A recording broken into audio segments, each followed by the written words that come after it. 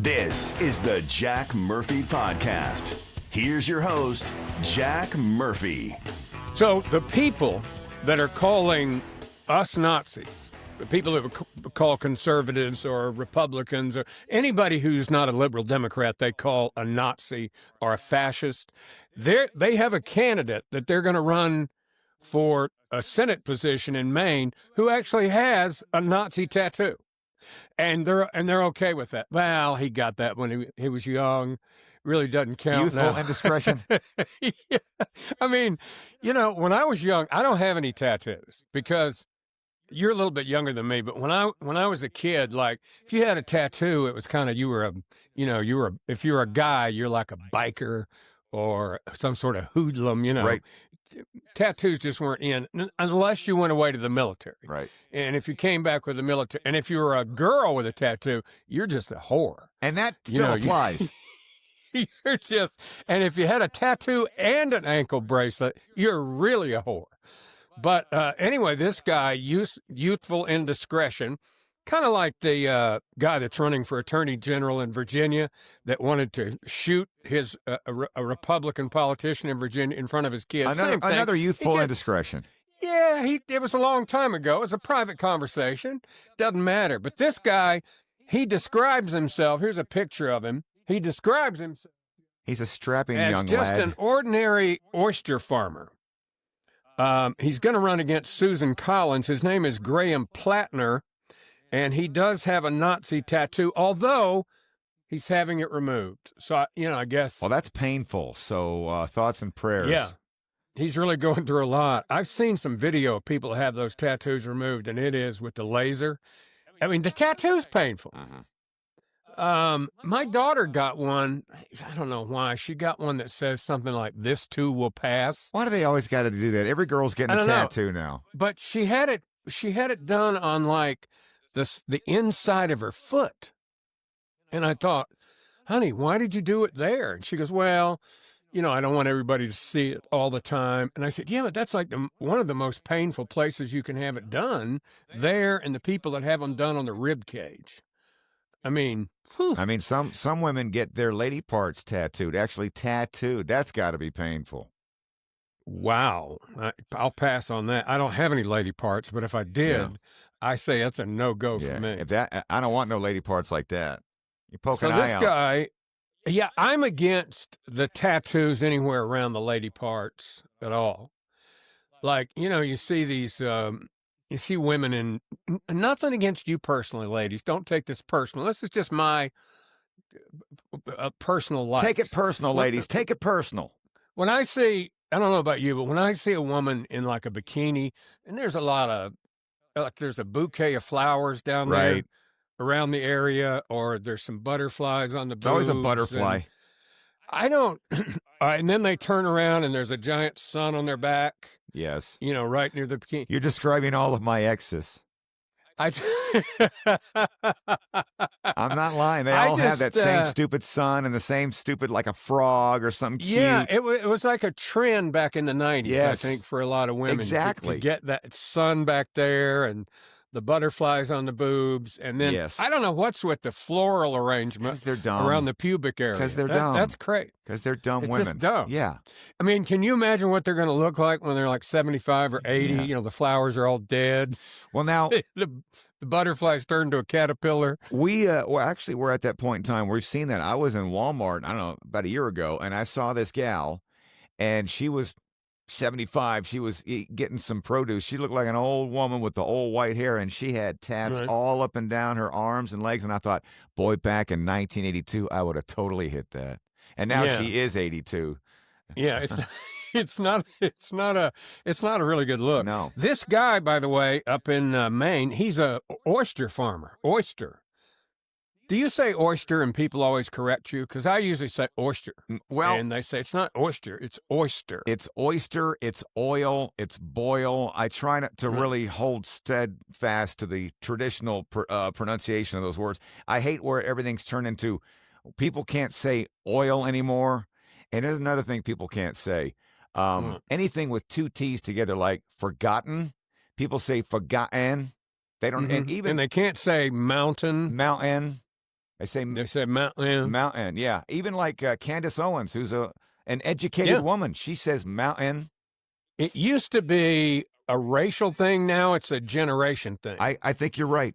I think you're right. These kids grew up hearing it so much, they think that's the correct pronunciation, but it's not at all. And I know mountain is not a word that most people say mountain, Mountain Dew. I don't expect people to say mountain. I'll say mountain, but not this mountain stuff. Right. Rant over. My work here is done. But anyway, this guy is, he's a 41-year-old military veteran, and he lives up in Maine. And he's got a Nazi tattoo? He's got and he is also a bigot. He had a Reddit thread titled, "White people aren't as racist or stupid as Trump thinks." Living in white rural America, he wrote, "I'm afraid to tell you that they actually are." So he actually called white people racist and stupid. So there. And I don't know if he noticed, but he is racist. He's not wrong in a lot of cases, right? But, a lot of this isn't the fault of these kids, these young people. A lot of it is their professors that they have at college, like this one. Watch this. Trump supporters are too stupid to know how to download an app.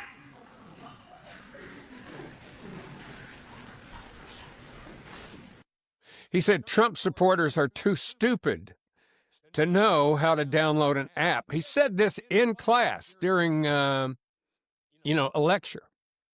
That's what we're dealing with at a lot of these colleges and universities. They're really just shooting themselves in the foot, acting like this and keeping up this charade of whatever ideology that they've been pushing. It ain't working anymore, but they're doubling down on this. Yeah, they really are.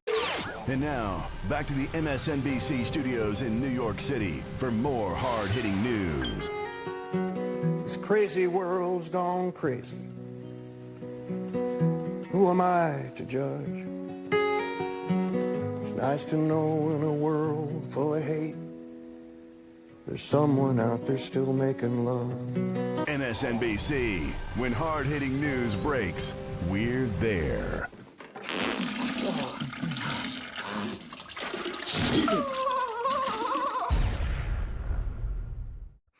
Now, John, the last time you were on the podcast last Thursday, we were talking to you about depression.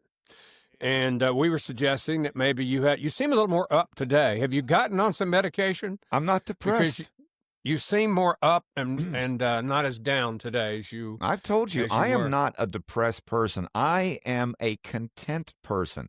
I have brief flashes of happiness with an underlying tone of content. I don't expect too much out of life, and I'm rarely disappointed. Okay.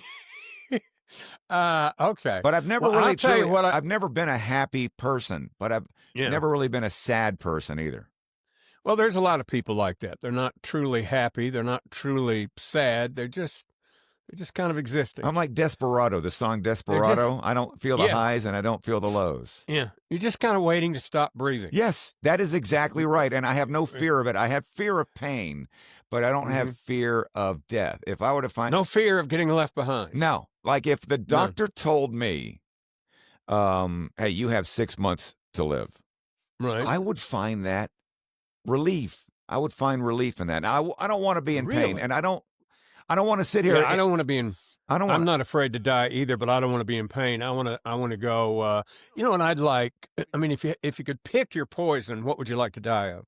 Oh boy, like 3 members of my family have an embolism by a brain like blood clot thing. One day you're standing there, and in 2 seconds you're gone.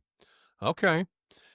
Yeah, well, I would like some time to say goodbye. I'd like to tell my children and my grandchildren and everybody, how much I love them and I'm going to miss them and, don't cry over me. I'm going to, I'd like to say all the right thing. And if you die suddenly, you don't get to do. I had a friend that died suddenly, a guy that was my age, one of my neighbors, and was out to dinner with his wife, and he got up and went into the bathroom. And he had a heart attack in the bathroom, like his heart went into an arrhythmia, fell over dead. They couldn't revive him. 62 years old. And, didn't get to say goodbye to his family or anything. So I don't know. But do you fear, I don't know. Do you fear death or just No. You don't, But you're like me. You don't want to like be sick or have a stroke or something. But Well, yeah, I don't want to. I don't want to linger. I don't want to lay in a bed, and not be able to do anything for myself. I Right. don't want that. And certainly, I had a friend that died. This is such a morbid conversation. I mean, it's life, and people don't talk about it enough. Yeah, I had a good friend up in Greensboro who had bone cancer, and it was horrible. I mean, this guy suffered for like almost 2 years before he died, skin and bones. And the thing about bone cancer, like you just move and break your arm, or you break your neck, or it attacks your bones. Your body just starts falling, and then it starts spreading to your organ. It was horrible. So I don't want something like that. So I'm not going to say what I'd like to die of. Whatever the big guy, the Lord, has got picked out for me to die of, it's fine. Cancer does give you a head start. You can get your affairs in order. You can you can tie up loose knots. You can call ex-girlfriends. Especially if it's a quick cancer like pancreatic or something like that. That usually doesn't drag on for a long, long time. Yeah, and there's really nothing they can do about it, pretty much. And a lot of times you'll hear about old people, and they'll go to the doctor, and then the doctor says, you got XYZ, and they're gone 2 weeks later, and died after a brief illness. What do you think about 2 weeks? Would 2 weeks be too much for you? No, 2 weeks would be fine. Yeah. Like right now, my brother-in-law, who has a myriad of health problems, he's had a lot of bad things wrong with him, but they're they're getting close to 80, him and my sister. And my sister, he has Parkinson's, he's a diabetic, he has one kidney, he's had heart surgeries, back surgeries. Now he's got leukemia, and he can't walk, and she has to take care of him all the time. And they have some people that come to the house to help him, but the doctors told him, they go, hey, really can't treat it. Your kidney would never hold up to the chemo. You got 3 months to a year. That's a big range, though, if you think about. Yeah, exactly. Look, could you narrow it down for me a little bit? But he's taken it very well, and he's trying to live life to the fullest. I saw him a couple of weeks ago. Is he upset about it? Is he scared about it, or is he just like, hey? I haven't asked him about it, but I don't think so. He's a believer. He's a strong believer in the Lord. And so he feels like he knows where he's going when he dies. So no. But anyway, the reason I brought all this up, I wanted to show you some people that might inspire you and light a fire under you. So you're not just breathing and existing and waiting to stop breathing. Here's a guy. I want you to see this guy, John. He lost both arms at the shoulder, and lived most of his life that way. And then he had the first ever double arm transplant. And you can see this was him before, and this was him after the accident. And then somebody died, and they put their arms on this guy. And today he has full mobility. He's happily married, living life. And I just think it's inspiring. I want you to think about him. When you feel depressed today, I want you to think about that guy. I got a question. What? All right. So when he's alone doing his thing. He does that thing? Is it gay? No. Well, that's a good question. I don't know. I guess some people might say it is, but I ain't judging. I'm sure he is so happy and feels so blessed to have arms and hands again that he doesn't care. Only you would come up with that idea. Well, notice that's the first thing I thought of. You're like, think of this as an inspiration, John. And I'm thinking, what it was like when he's going to town. Is he gay? Only you would come up with that. You know that you can flip things in a pan by just flipping coffee with a spoon by just...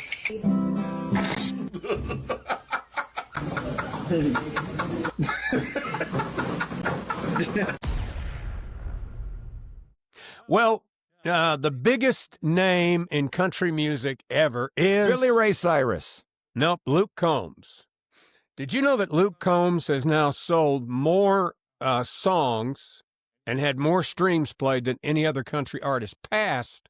He blew right by Garth Brooks. I did know that, and I thought it was Morgan Wallen, but Luke Combs has a couple of years on Morgan, but not many. Yeah. Not many. Yeah. Yeah, I think Morgan Wallen will probably catch up with him. But I think Luke Combs debuted in the fall of 17 with Hurricane, and Morgan Wallen debuted about a year and a half later. So look at that encyclopedic knowledge that he has. You know, in the story about Luke Combs, he went to school Appalachian State. I think he's from up in the Boone area.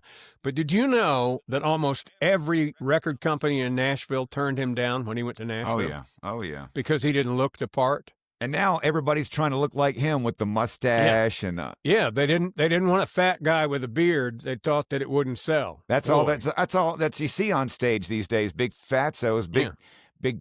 Hey, listen, I got to including a lot of the women.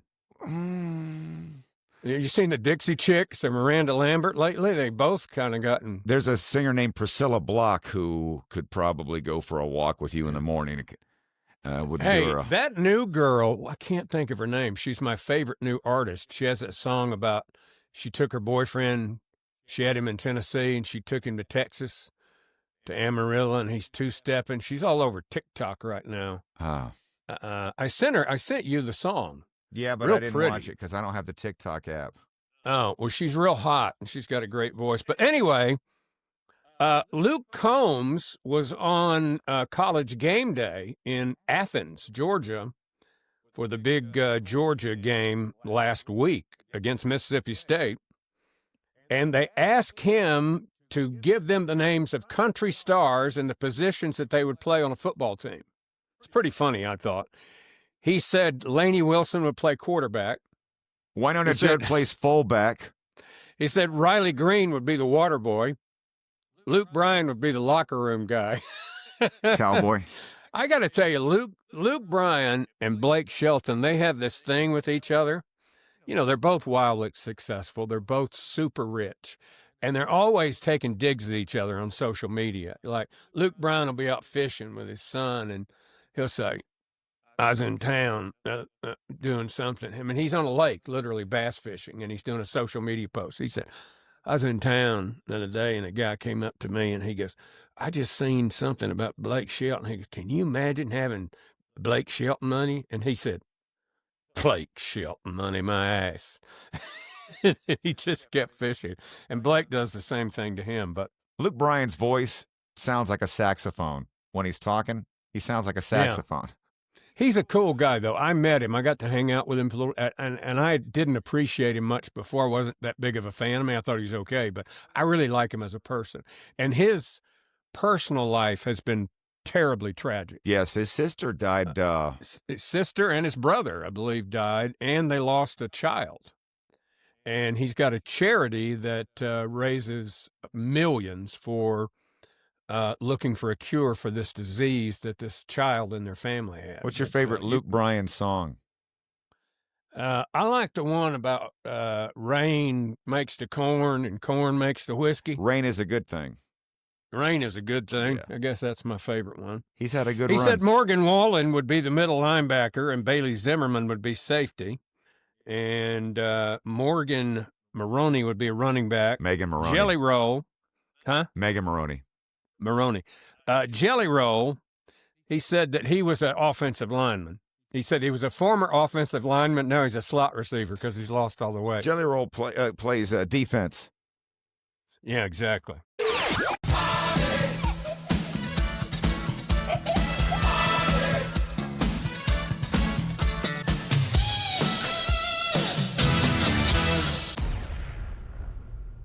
John, have you ever...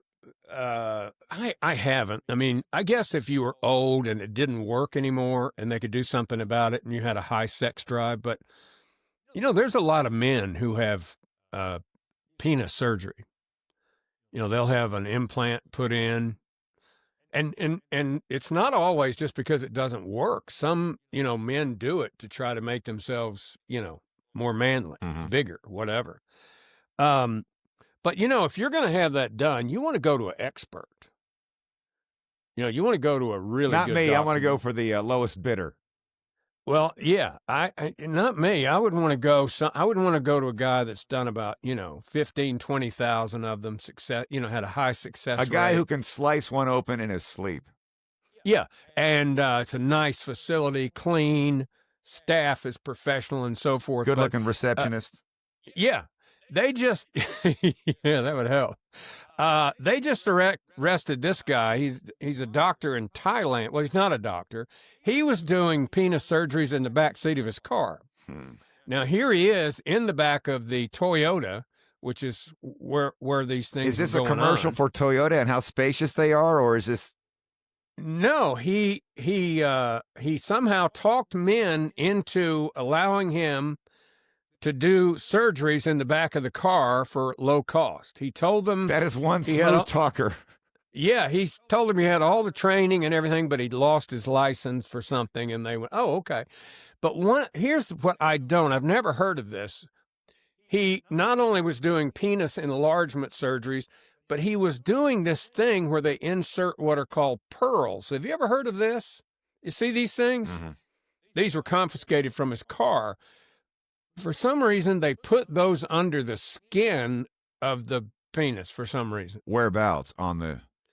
I don't know. Where would it fit? I don't know. Is this like when they get it like on the outside, they're like getting it? Hang on, I'm blanking out here. A textured condom, you mean? No, like instead of getting a piercing, they could put those things on it, or does it go under the skin? What's the point? I don't get it. What's the point? That's a good question. Why? I mean, why? I mean, is it going to increase your pleasure somehow? You know, I've had, and I don't know, maybe they're all lying, but every woman I've been with has always said, it's not the biggest, but it's certainly up there. So some have said it was the biggest. Really? But really? So I know. I've had just the opposite experience. Really? Just the opposite experience. I've had bigger. You know, I've heard that a lot. I think mine's. And I go, and I say, I really didn't need to hear that. You know, why would you say that? Just keep that to yourself. Well, I asked. I want to know how I stack up. Oh, do you? Sure. Well, I don't. It's quite embarrassing. Is it really? Are you being serious? Well, I don't want to hear about it. Well, here's the thing. One time I dated this girl for a long time, and then we broke up for like a year, and I dated somebody else. She dated somebody else. And we got back together, and about 6 months after we got back together, and she goes, "Boy, that guy that I really dated, he had a..." She I went, "I don't want to hear it." I wouldn't have liked that, but I asked because I want to know, and knowing is half the battle. And they have all said that it is not the biggest, but it's certainly, good.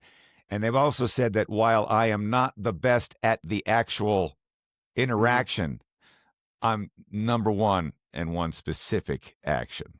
And I'm always like, how about, did any of them say, but if you would get some pearls that's the one surgically thing. implanted, you move to the top of the list? I feel like if you had some stones under your sack, it would be better, John. I just don't get it. Butt rub. Butt rub.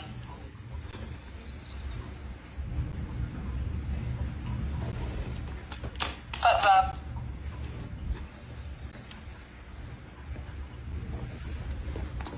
Butt rub.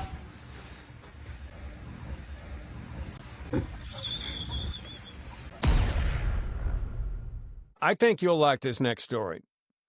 Now, John, if you were married again for the fourth time, and you and your wife were getting ready to go on a trip, say a honeymoon, to some exotic location, and you're at the airport, and the flight's getting ready to leave, and your wife says, "I got to have a cup of Starbucks coffee to take with me on the flight," and you said, "Well, we might miss the flight," and she goes, "I'm getting my Starbucks coffee."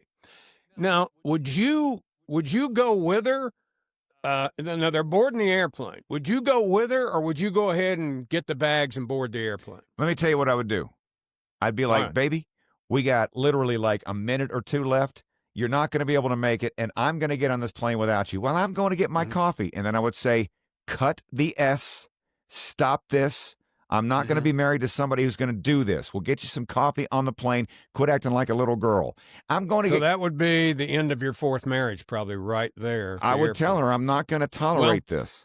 This is not a hypothetical I'm giving you. Here is the woman having a meltdown after the husband got on the plane while she's getting her coffee, and she missed the plane. How'd you get a hold of Her my fault. home videos? Her fault. A husband boarded his flight and left without his wife when she insisted on getting Starbucks at the Dumb airport bitch. after he said they didn't have time. In a Reddit post, the man explained the situation minutes before the next leg of their journey. But the wife insisted she wanted coffee, and the husband offered to get it from the market right next to their gate. He insisted, however, on going to Starbucks, which was nowhere near their gate. Of course. He told her they did not have enough time, but she went anyway without him. As the plane was boarding, this It's like a husband woman. called his wife 4 times to ask where she was.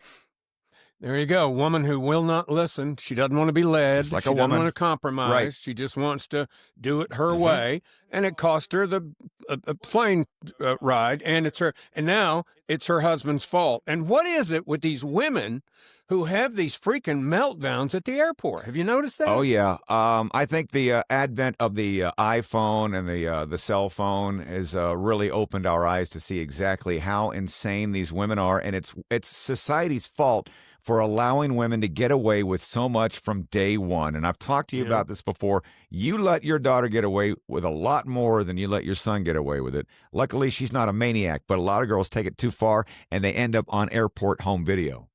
Wow. Well, I don't know what it is, but there are a lot of videos floating around on the talk of people imploding at airports. And I'll tell you, don't ever fly on Spirit Airlines or Frontier Airlines, and Southwest is beginning to lean that way. They are totally, it's like ghetto behavior, I'll call it. A lot of it's black fatigue behavior, but not all of it. No. There's some white fatigue as well.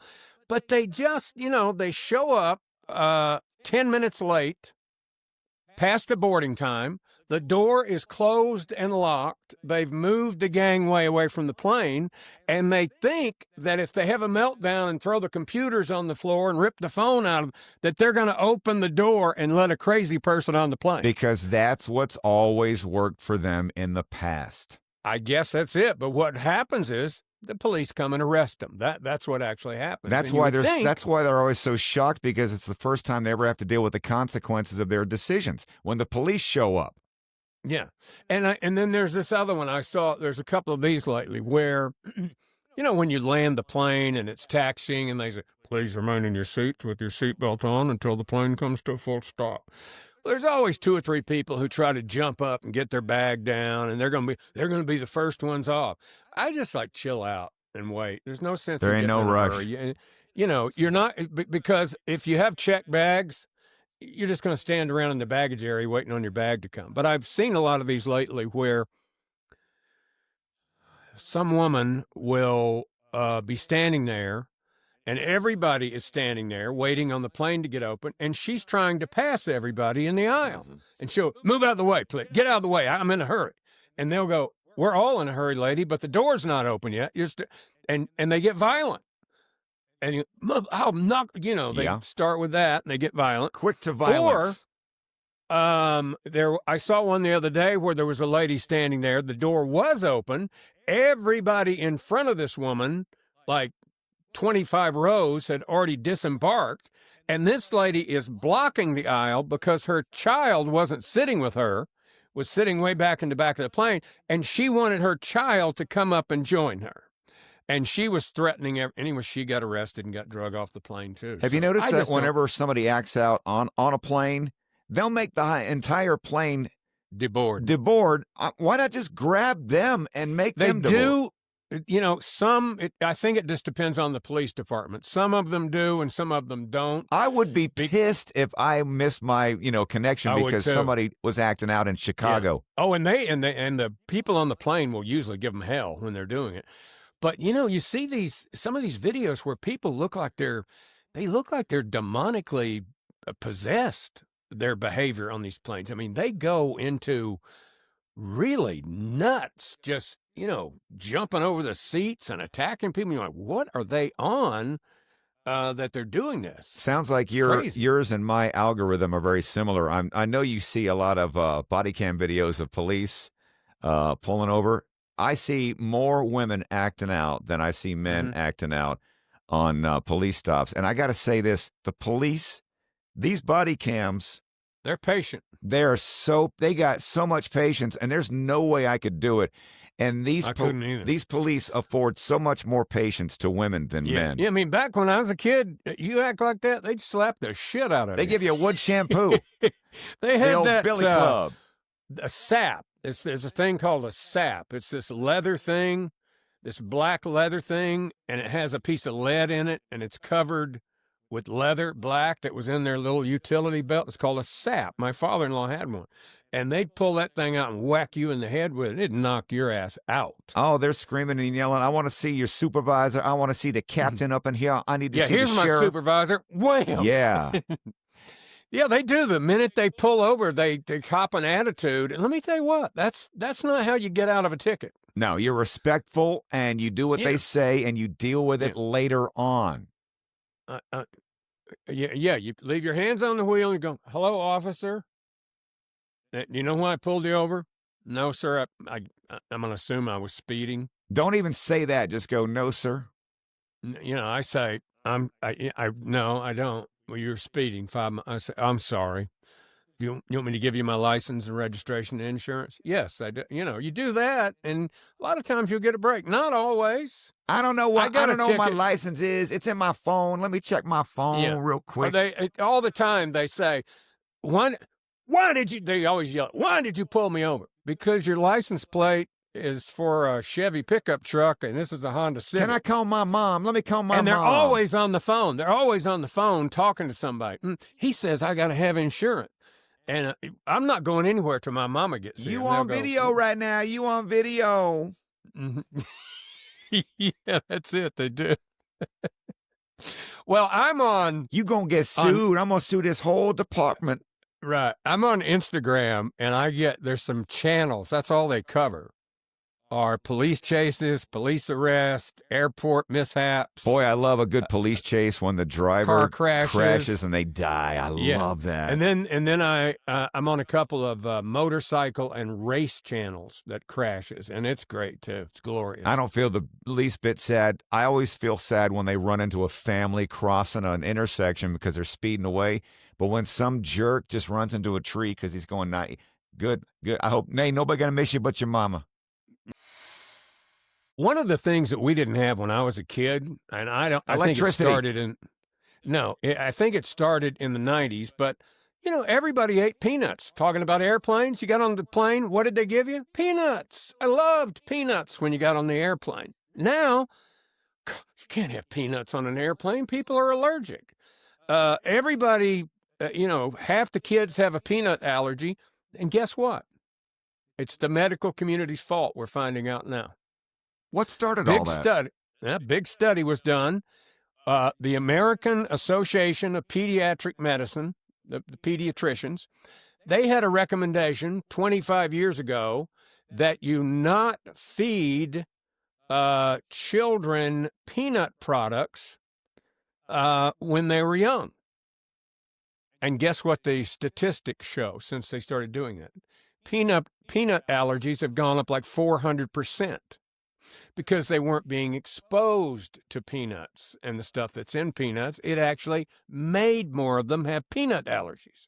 So now if they feed kids peanuts now, will that alleviate? Oh, they go into anaphylactic shock, and they can't, once you get the allergy, there's no undoing. No, I mean like new kids, new babies. Are they reversing that way of thinking and feeding them? I just read this study yesterday about this, and peanuts are weird.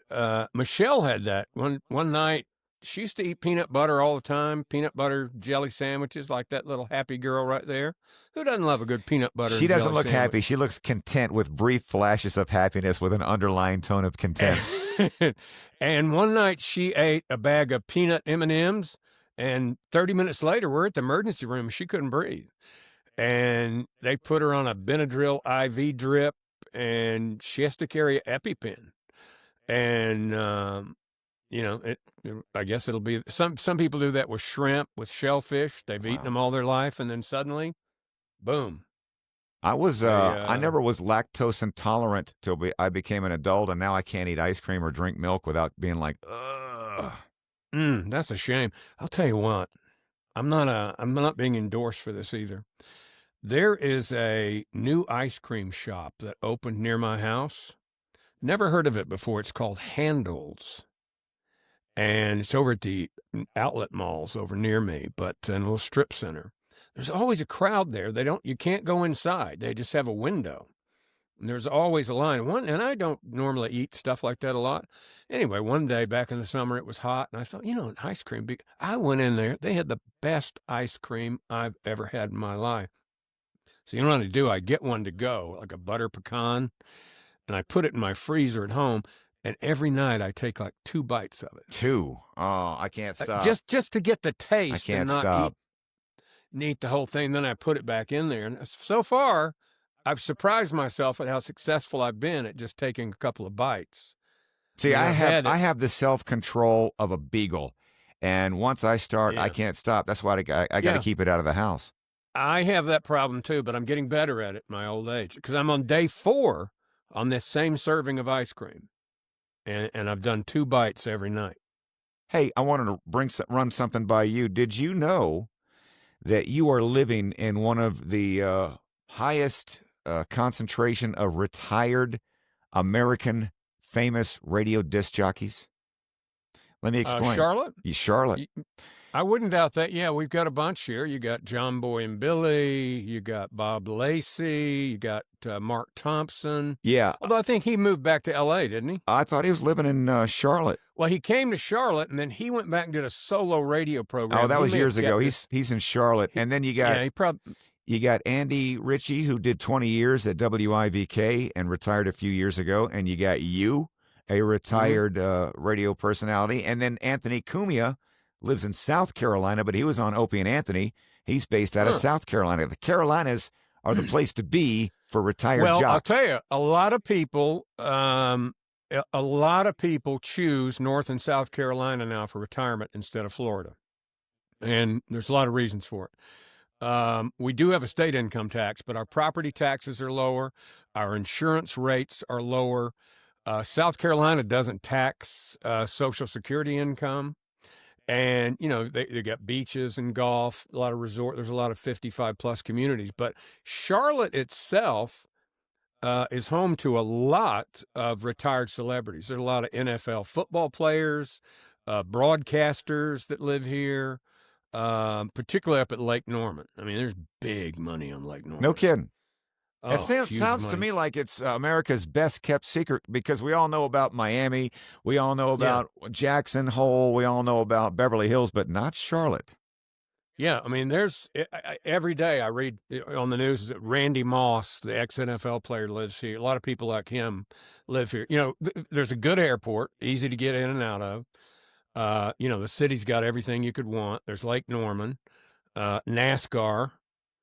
A lot of NASCAR drivers here. But, we take the boat out up at Lake Norman. We got a pontoon boat up there. And you can spend all day just cruising around looking at these $10 million houses, and there's one day we were on the boat with somebody and they had this app that would tell you who owned the house. And there were all these NASCAR drivers. I'm talking like $15 million houses, just crazy. Yeah, cool. And there's a Trump National Golf Course up there, and they're all on that golf course. Wow. It would seem like there would be a more media-savvy town with all of that entertainment there and NASCAR being based out of Charlotte. But like you talked about on a previous episode, local TV and radio is dead. But, at one point, Charlotte had more syndicated radio shows out of Charlotte than any other city in America. Bob and Sherry, are they still around? Bob. Bob lives in Hilton Head now, but they still do their show. And then you had Ace and TJ, John Boy and Billy. That's right. I forgot about them. And, Ace committed suicide. Right. Because of a woman. Yeah. A lot of things at Poor play there. fella. Sad situation. And then there was one more syndicated show. What was it? There was one more. Anyway, not anymore. It's dead and dying. Of course, Jay Thomas was from there or worked that town. Jay Thomas worked at Big Ways. He sure did back in the late 70s. Worked for Sis and Stan Kaplan. You did some time there in the early 80s? I did some time there myself. You know, John, I have an idea, and I actually called up a programmer a consultant that I work with some in voiceover. I voiced some of his country stations, and I told him, I said, you know, I don't listen to the radio a lot unless I'm in my car. And you're in Charlotte, you're going to be in your car a lot, and there's a lot of traffic. I said, but the radio here is not very good, and I think there's a big hole. And he said, what do you mean? And I said, well, you know, all the men, if you're going to listen to radio, you don't have many choices. They either listen to the sports talk station, and they have good ratings for men, or they listen to the classic rock station, and they just lost their anchor morning show, so now they're just playing that same old music over and over they've been playing for 40 years. Coming up, we got Bob Seger. Yeah, without the entertainment that was there all those years, I don't know that that's going to be as strong going forward as it was. I said, why? And I said, then if you eliminate the ethnic audience, the Hispanic and the black part, you can't compete with that. Why do you want to eliminate those people? You're always talking about eliminating the format. minorities. The format I'm talking about would not appeal to them. Why is it no one has done a country station designed for guys? A country station where you have a morning show where they just talk about guy stuff. Because all of country music is aimed at women, like everything else is. No. You play a lot of those artists that we were just talking about a while ago. You play Luke Combs, Morgan Wallen. Yeah, all those songs are aimed at women. Well, I don't care. What I'm saying is the content, instead of being aimed at women, aim it at men. Talk about hunting and fishing and trucks, and talk about good-looking women and who's sexy and who's not, who's fat, who needs, talk about stuff like we talk about, but do it on a country station and have a personality. And he said, that's an interesting idea. I don't think anybody's ever done that. And I went, yeah, I think there'd be a big audience for it. You're not buying into it, are you? No. We talked about this before. It would be hard to get anything going in radio these days without the backing of a corporation and your company. Yeah, that's what he said. He said, a good idea. He said, but there are no companies willing to market any formats anymore. In fact, somebody texted me this morning, there's a big mass layoff going on today at Nexstar Television. I don't know exactly what's happening, but anyway.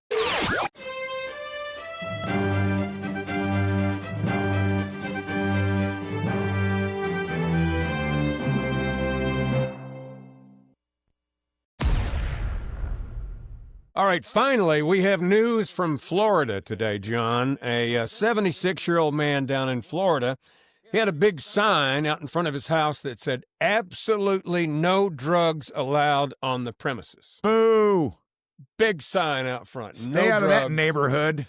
No drugs on the premises. And the police raided that house yesterday, John. Turns out, this man was arrested for drug trafficking. He had a ton of drugs on the premises. He didn't want the competition hoarding in on him. Yeah, I guess he thought the sign would, trick the police and keep them away. He had, get this, 32 ounces of coke, 36 grams of OxyContin, 442 grams of weed. That's a lot, isn't it? It's a good start. 28 ounces in a pound, is that right? Let's see. 28, how much? 20 pounds? 442 grams of marijuana. I think there's 28 ounces in a pound. It's a lot. I don't know. He had 17 grams of Valium, 6 grams of morphine, and 4 grams of meth, and $20,000 in cash. This guy knew how to party. And multiple handguns. He's 76 years old. I bet he had all kind of young women in there coming to make time with him. That's not his first drug deal, is it? All right. Well, listen, I'm glad to see you're so up today. You seem like a different person this week from last week. Okay. I mean, I'm the same person. Well, you just seem more up to me than you did last week. Now, John, I almost forgot the most important thing I wanted to talk to you about today. I said that Florida thing was the last story, but the main thing I wanted to have you on the show for today, I almost forgot. This is like the encore. I have it written down here on my notepad. Have you heard, John Carter brought this to my attention. Have you heard of waffle stomping? No. I hadn't either. I'm going to give you a second to Google it. All right. And then we'll discuss after you've Googled it. It's called waffle stomping. I could ask Yeah. Siri. Hey, Waffle Siri, what is stomping. waffle stomping? No. Waffle stomping is a term that refers to the act of pushing feces down the shower drain with one's foot.